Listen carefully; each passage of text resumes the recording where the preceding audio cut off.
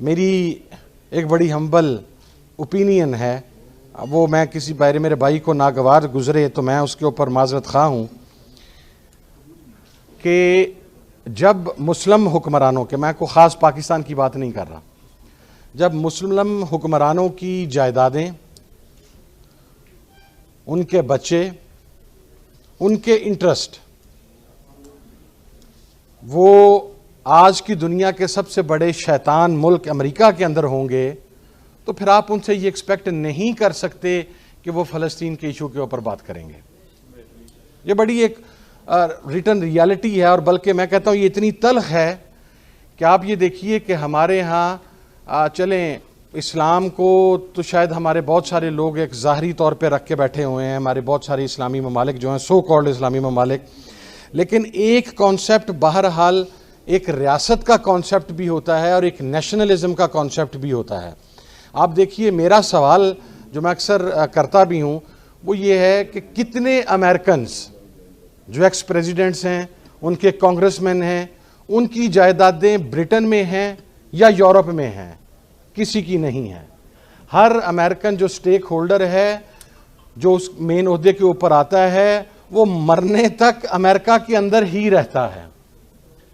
जो एक ब्रिटिशर है, उसकी जायदादें, उसके तमाम स्टेक्स जो हैं वो ब्रिटेन के अंदर ही रहते हैं।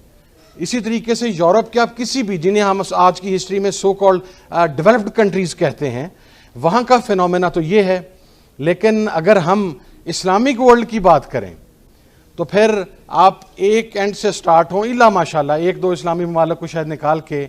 आपके हर हुक्मरान की जायदाद भी अपने रिस्पेक्टिव कंट्री से बाहर है, उसकी औलाद भी रिस्पेक्टिव कंट्री से बाहर है, उसका इंटरेस्ट भी रिस्पेक्टिव कंट्री से बाहर है। बल्कि मेरे से पहले फरतुल्लाह बाबर साहब ने एक बात की, मेरा इसके ऊपर बड़ा एक क्लियर स्टांस है कि हमारे जो साबका सरबराह जनरल रहील शरीफ साहब सऊदी अरब तशरीफ़ ले गए, उनके लिए ये एजाज़ क्या कम था कि वो अफ़वाज पाकिस्तान के सरबराह थे? इससे बड़ा पाकिस्तान, बीइंग अ पाकिस्तानी या एक पाकिस्तानी होते हुए, इससे ज़्यादा एजाज़ की बात क्या हो सकती थी कि आप अफ़वाज पाकिस्तान के सरबराह थे, आप चीफ ऑफ आर्मी स्टाफ थे पाकिस्तान के अंदर, और फिर पसंद आए या ना आए, बहरहाल ताकत भी आपके हाथ में थी, तमाम चीज़ें आपके हाथ में थीं। और एक कॉन्सेप्ट होता है कि रियासत के ये जो ज़िम्मेदारान होते हैं, ये अपनी कैपेसिटी के अंदर भी एक रिस्क होते हैं, क्योंकि इनके पास स्टेट के राज होते हैं। हमें सियासतदान तो नज़र आता है कि वो लंदन में जाके बैठ जाता है या वो ब्रिटेन में, वो यूरोप में जाके बैठ जाता है, लेकिन हमें पाकिस्तान का वो साबका चीफ जस्टिस नज़र नहीं आता जो अपनी चीफ जस्टिस के ओहदे से उतरते अपनी पूरी फैमिली को लेके अमेरिका में सेटल हो जाता है। हमें पाकिस्तान का वो जर्नल नज़र नहीं आता जिसकी ज़िंदगी में ही उसकी पूरी फैमिली वहाँ पर सेटल हो चुकी होती है। हमारी टॉप सीक्रेट, जिसे हम प्रीमियर सिक्योरिटी एजेंसी कहते हैं, अगर उसके सरबराहान यूएई के या किसी और मुल्क के पेरोल के ऊपर बैठे होंगे, तो फिर क्या आप ये उम्मीद नहीं कर सकते कि हमारी रियासत के राज दूसरों के हाथ में जा सकते हैं? हमारी रियासत, और ये पूरी दुनिया के अंदर आप जाकर देख लें, कम से कम मेरे नॉलेज में नहीं है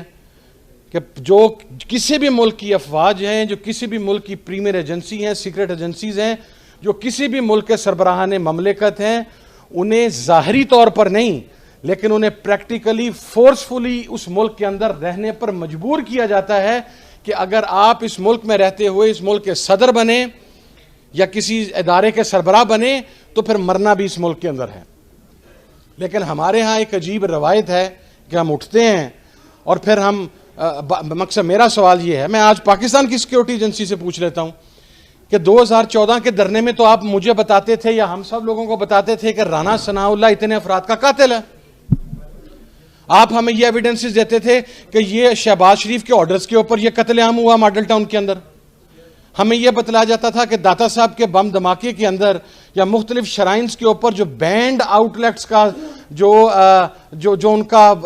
इन एग्जैक्ट सेंस या इन लिटरल सेंस जो उनका प्रमोटर है वो राना सनाउल्लाह है।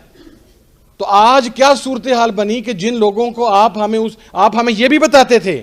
कि बलूचिस्तान के कौन से लोग कोयटा में होने वाले बम धमाके के अंदर अफगानिस्तान की इंटेलिजेंस एजेंसी के साथ मिले हुए हैं, आप हमें डॉक्यूमेंट्स देते थे,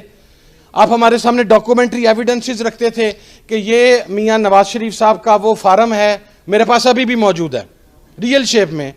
और कमाल देखिए कि मेरे वालिद जब मुस्लिम लीग के साथ थे और हम मुशर्रफ साहब के खिलाफ थे, तो जब वो सऊदी अरब में मियां साहब को मिलने के लिए गए तो हरम शरीफ में बैठे हुए अब्बा ने ये पूछा कि मियां साहब पाकिस्तान में बात हो रही है कि आपका कोई एग्रीमेंट साइन हो गया है।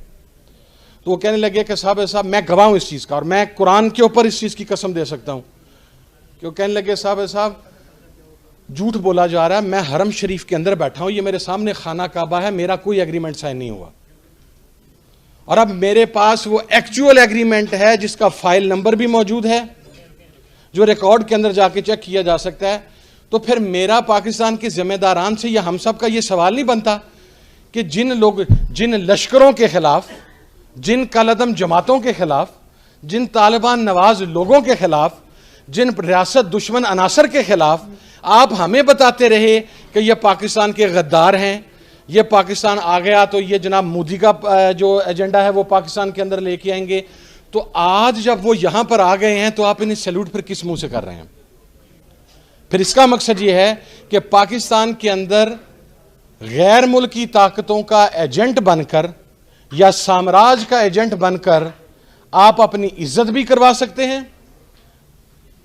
आप ऐवाने इक़्तिदार में भी पहुंच सकते हैं। और अगर आप पाकिस्तान की बात करेंगे, अगर आप यहां पर कत्ल, और सबसे पहले तो इस्लाम के अंदर कंटेम्प्ट ऑफ कोर्ट का कोई कॉन्सेप्ट मौजूद नहीं है। हमारे यहां प्रॉब्लम यह है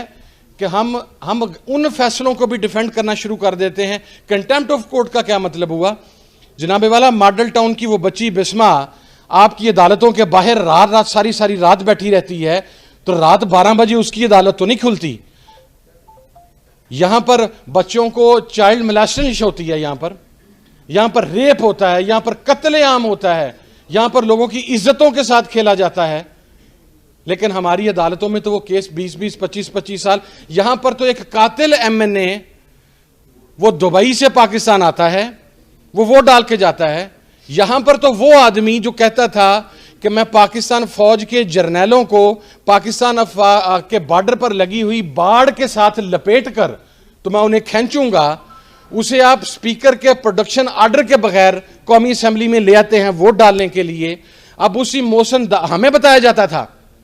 मैं जिम्मेदारी से कह रहा हूं, हमें बताया जाता था कि ये मोशन दावड़ और वजीर जो अली वजीर है ये पाकिस्तान के मुखालिफ हैं, ये पाकिस्तान के दुश्मन हैं। तो जब आज उन्हें वजारतें दी जा रही हैं तो पाकिस्तान की सिक्योरिटी इदारों का काम पाकिस्तान की सॉवरेनिटी को प्रोटेक्ट करना है। अगर आप पार्ट नहीं हैं तो फिर आप ऐसे लोगों के पास कैसे ये चीजें जाने दे सकते हैं जिनको कल तक आप ही हमें बताते रहे कि ये गद्दार हैं, ये पाकिस्तान के मुखालिफ हैं, और ये अदालतें ही हमें बताती रही। तो मैं विद ऑल ड्यू रिस्पेक्ट, फैसलों की इज्जत है और फैसलों की मुखालफत है। कंटेम्प्ट अगर इस्लाम के अंदर को कॉन्सेप्ट है तो कंटेम्प्ट ऑफ ह्यूमैनिटी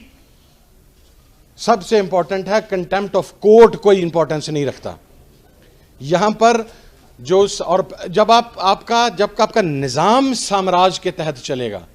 जब शरीयत का कॉन्सेप्ट ही मौजूद नहीं होगा। मेरा सवाल है, जो इस्लामी ममालिक मसलन उसमें मैं ना चाहते हुए भी मुझे एग्जांपल कोट करनी पड़ती है सऊदी अरेबिया की, वो शायद एक ट्रेडिशन है, वगरना मॉरली तो उसको हटाने के लिए अल्हम्दुलिल्लाह उन्होंने काम शुरू कर दिया है कि वो शरी रवायात और इस्लामी रवायात को छोड़ते चले जा रहे हैं, और जो नई रजीम वहाँ पर आ रही है। आप मुझे ईरान या सऊदी अरब जहाँ पर शरी सज़ाएँ नाफिज हैं, जहाँ पर अगर किसी बच्ची की इज़्ज़त के साथ खेलता है, अगर कोई नाजायज़ कत्लेआम करता है, अगर कोई मनशियात बेचता है, अगर कोई रियासत मुखालिफ है, तो उसको जब सरेआम क्रेन के ऊपर लटका कर बाजार में लटकाया जाता है तो मुआशरे में खौफ पैदा होता है।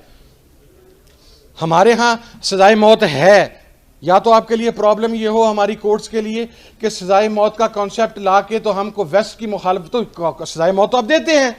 सजाए मौत तो आपने अपने साहब हुक्मरानों को भी दी है, सजाए मौत तो आपने बहुत सारे कलअदम जमातों के सरबराहान को भी दी है जो आज आपके साथ बैठे हैं। तो जब तक यहां पर इंसाफ और कानून यहां पर नहीं आएगा, उस वक्त तक आपका हुक्मरान फलस्तीन और कश्मीर के लिए आवाज बुलंद नहीं करेगा।